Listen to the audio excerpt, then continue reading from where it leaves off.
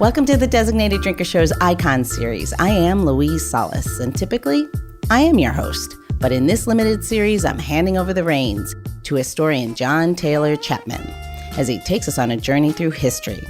So sit back, grab a cocktail, and enjoy. Yes, I'm your host, John Taylor Chapman, and indeed, I'm going to take you on a trip through time to explore African and African American cultural heritage, history, and legacy. This is no ordinary history class, not even close. Each week, I will be joined by some highly respected historians and amazing storytellers, so I promise you this, our conversations will be lively and empowering. So let's get started, shall we? On this episode, we are continuing our conversation with local historian McArthur Myers. So if you missed part one of this two-part episode, please go back and start there. We'll wait for you. Without any further ado, we're going to go ahead and turn it back over to McArthur Myers to continue our conversation. Thank you again, John. We're still here at Universal Lodge, the oldest lodge in the state of Virginia. I'm also the Grand Historian for the Most Worshipful Prince Hall Grand Lodge of Virginia. And one of the things we talked about was transition from enslaved to freedom, first free, and how the communities of the enslaved desires were to develop institutions, for instance, churches, schools, and fraternal organization. And the reason I said about Prince Hall Mason, because my particular lodge is the oldest in the state of Virginia, February 5th, 1845. And basically what the Masons and benevolent societies such as the Odd Fellows was also in Alexandria, the Order of Eastern Stars, these are Black fraternal organization. So for our listeners, a benevolent society was the early formation of anti-slavery groups or organizations, many times made up of Quakers or those with a religious background. A people of various occupation. You had teachers, bankers, bakers, because baker was a great industry in Alexandria because, even Queen Victoria would send for her biscuits out of the Jameson Bakery over here in Alexandria. Wow. So let's go back to Reconstruction, and it predates Jim Crow as a law.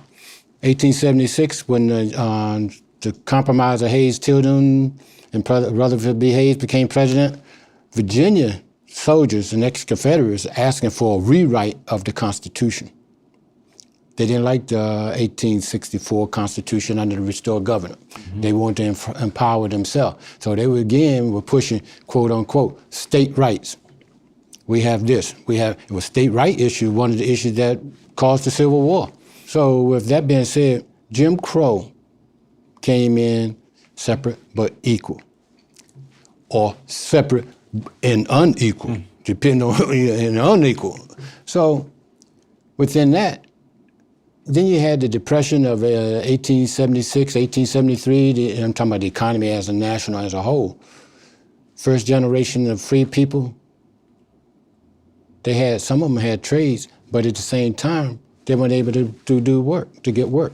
So those fraternal organizations was able to help stabilize, enfranchise some, enfranchise for humanity.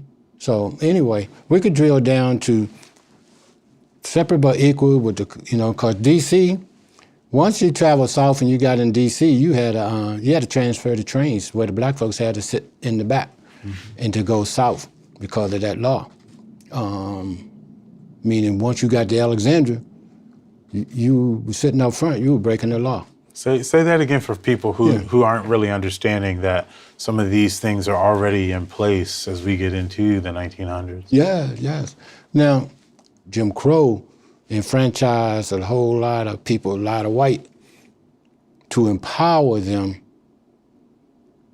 to do wicked things such as you got to get off the sidewalk when I pass, or what are you doing eyeballing me? Even legitimizing lynching, which we had 2 lynchings here in Alexandria as well during that time, 1897 and 1899, which we will talk about, I hope. And it was just like black folks you don't count. You know, we don't care about the 13th, 14th, or 15th Amendment. You know, get off the sidewalk, eyeballing. So it's a crazy time, but it's pivotal time, and a lot of those laws stayed up until 1954, when they was able to say, wait a minute, it's separate but equal. It's not necessarily separate, but separate and equal. So you got the great dissenter of John Marshall Harlan that voted against Plessy versus Ferguson, which, in my opinion, he set the moral tone. He was against a lot of things that the Supreme Court wanted to go with, which enfranchised Jim Crow. John Marshall Harlan said, you know, and I know why he did this, because he had a black brother by the name of Robert Harlan, Harlan. And what John Marshall saw, and then his grandson became on the Supreme Court later on in the 1850. But John Marshall, the great dissenter, saw what his natural talent of his brother, how he overcame some things, and he became a councilman in Ohio during the Reconstruction era. Okay. So he saw his brother. So going through that, so the 1920s, you had what we call the new Negro, which I would say that's the second generation of free black. Let me tell you about this great man in Alexandria, Freeman Murray, FMH Murray. Alexandria had two descriptions of the Underground Railroad. One, of course, during the enslaved, and the second was the anti-lynching. Freeman Murray was born in Ohio in 1850. He lived almost 100 years because he died in 1950. But with Freeman Murray, he lived on the corner of Alfred and Princess Street. He was autodidactic, could speak about 7 languages, self-taught. Wow. And one of the things that he did with Alexandria was bring culture. I call him the Renaissance man. He would bring sculptures and plays and theater. And in his house, he had developed a theater. He was a newspaper man too, a writer. And so his son's company became the Murray Printing Company. But what Mr. Murray did, when Alexandria was transitioned from dirt road to cement and putting in sewer infrastructure, he also built a tunnel 6 blocks long where the black got to the river. And once they got to the river, they was able to go south, go to Delaware, or go to Baltimore, and so forth. FMH Murray, bad man. I got to drill down on this this tunnel, because I think that's something that I've heard only through kind of word of mouth and rumor. So is there any more information you can give our listeners about it? Some people say there was a tunnel come out of Christ Church as well, going down. That's a great question that we can explore on it. But in his book, whose book is written by his great niece. Okay. It's called FMH Murray, and you can see all of that documentation, and you can see the resource that will validate some of the things. That's interesting. Yeah. I mean, that's interesting, and I appreciate the fact that you talk about both kind of underground railroads, and I think everybody, like you said, is more familiar with the Underground Railroad that happened during times prior to the Civil War. But talk a little bit about the need for the Underground Railroad during the time of lynching. Yeah, it's very simple, but a hard situation. So with black folks, with the black codes, after the Civil War, it was danger.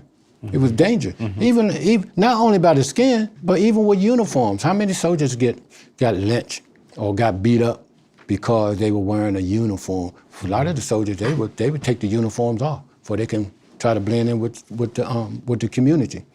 So with the lynching, April 23rd, 1897, 19-year-old male by the name of Joseph McCoy was lynched, quote unquote, for assaulting a white woman or looking at a white woman. Then in 1899, a 16-year-old lynched on the corner of Fairfax and King, supposedly assaulting a little white girl, But you see, this whole thing about lynching, it wasn't just 2 or 3 people. Lynching was huge because they was, these particular two, they happened spontaneously.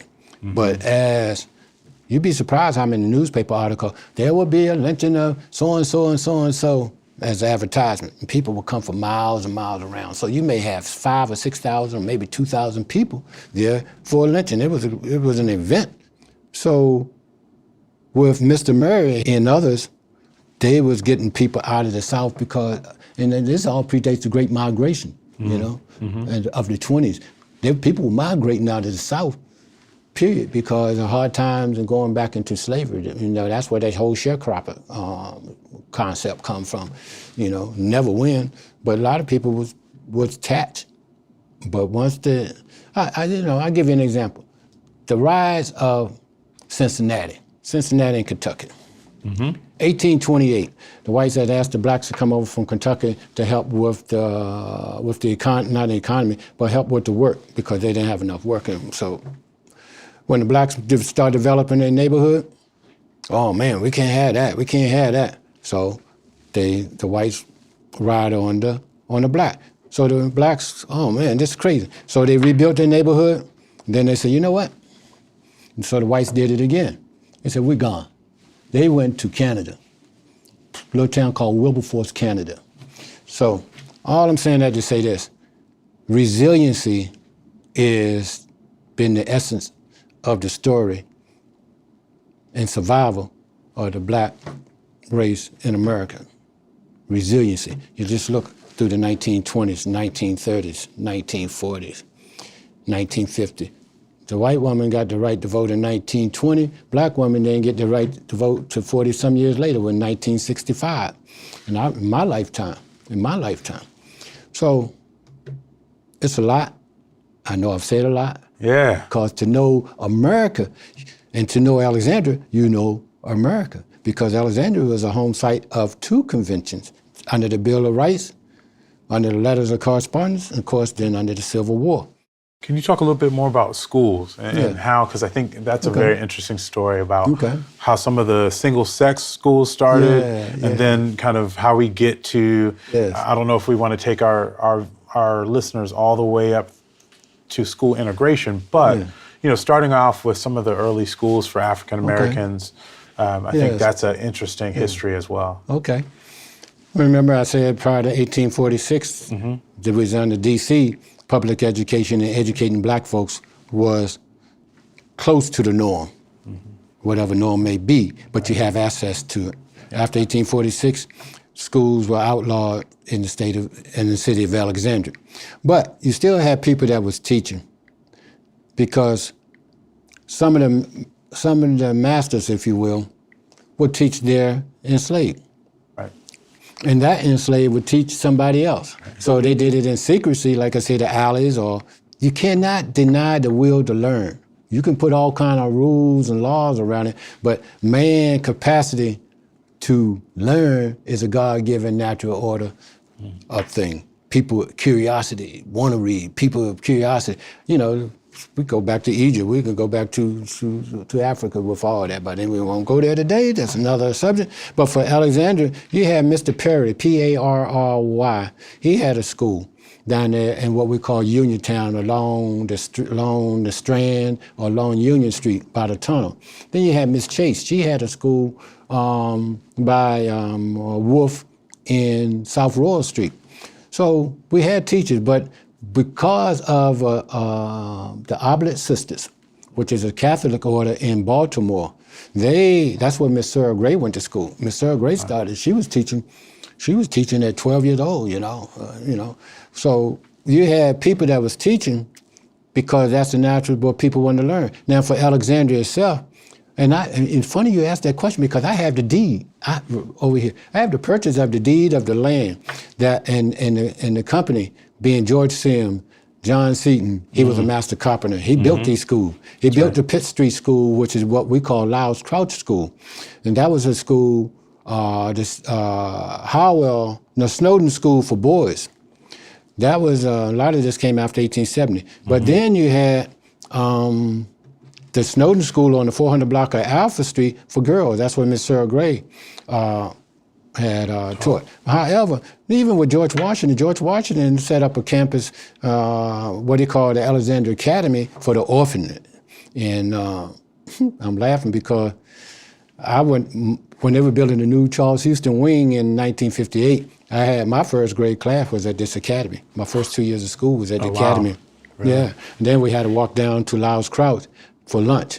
So with that being said, just Mr. Leland Warren, who was the founder of Shiloh Baptist Church, he was a school teacher. He taught at the academy during the Civil War, and after Julia Wilbert, 323 South Washington Street, after Julia Wilbert left there after the Civil War because it was a hospital, he opened up a school at there as well. Because, and then the schools were called normal and upper, meaning this.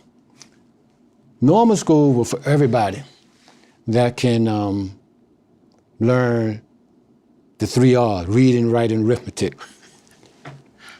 But the upper classes was for teaching theological or seminary, teaching you how to be a minister. So, what happened in the teacher? So you had upper and normal, and all the churches had that.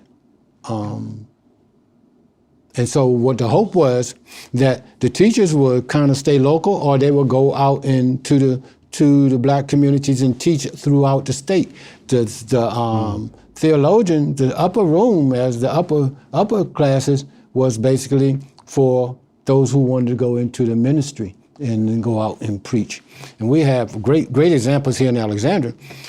Henry Bailey. Henry Bailey was sold at the age of 9 to down deep south, and he was sold to New Orleans, but eventually they sold him to a family in Texas, and fortunately he was with a family that taught him the Bible. So after the Civil War, Henry Bailey, as they say, quote unquote, walked back to Alexandria to find his family. And he found his family on the corner of Queen and Payne Street. So the bottom line with that is, what Henry did, he went to Wayland Seminary, which is for your direction, it's called Malcolm X Park now, but the Wayland Seminary was on that site, which then joined the Richmond Normal School. That's where Virginia Union come from, because this is a seminary theological background. So Henry Bailey went there, and he met a young lady by the name of Ella Lee. That's Janie Lee, who started the Manassas Industrial School sister. So he married her. And that's Miss Annie B. Rose's father and mother, who the apartments here called Annie B. Rose. Miss Rose lived a long time too, almost 100 years old. Yeah, and for folks who are listening, who might not be familiar with some of those names, I know, from my understanding, Annie B. Rose was an amazing, she was grand dame. Amazing civic activist here in the city. Then you had Samuel Madden. Samuel Madden was a long-term preacher at Alfred Street Baptist, and he also was a traveling preacher because he would go to a little community called Gump Spring. Gump Spring, founded in 1833 by West Ford. That's right. And he helped started Bethlehem Baptist. Wow. Then you had George Washington Parker, so there was a school here in the community called Parker Madden in my lifetime. Oh, wow. There's a lot in this town. There definitely is, and it seems like you know all of it. No. My sister called me nosy. That's all right. But no, I know this has been a great listening session for our listeners here. So again, Mac, thank you for taking your time out to go through the vast history. We got to teach, John. We got to teach Alexandria. And African Americans in our town. One city, many stories. That's right. One city, many stories. Tell them all. Absolutely. Well, thank you again, sir. Thank you for the opportunity. Yes. Man, I'm humble. I'm humble. Thanks, man. Yeah. The cocktails inspired by today's guest and living legend, McArthur Myers, were crafted by master barkeep John Schott, co-owner of King's Ransom, which is located right here in Old Town Alexandria. So to check out his twist on a few classics like his truffled dirty martini and Pear-Rosemary bee's knees, or to find out how you can join one of John Chapman's manumission Black History guided walking tours, head over to designateddrinker.show. That's designateddrinker.show. The Designated Drinker Show is produced by Missing Link, a podcast media company that is dedicated to connecting people to intelligent, engaging, and informative content. Also in the Missing Link lineup of podcasts is Rodger That, a podcast dedicated to guiding you through the haze of dementia, led by skilled caregivers Bobbi and Mike Carducci. Now, if you're looking for a whole new way to enjoy the theater, check out Between Acts, an immersive audio theater podcast experience. Each episode takes you on a spellbinding journey through the works of newfound playwrights, from dramas to comedies and everything in between. Find Missing Link's League of Podcasts on Apple Podcasts, Spotify, or wherever you find your podcasts.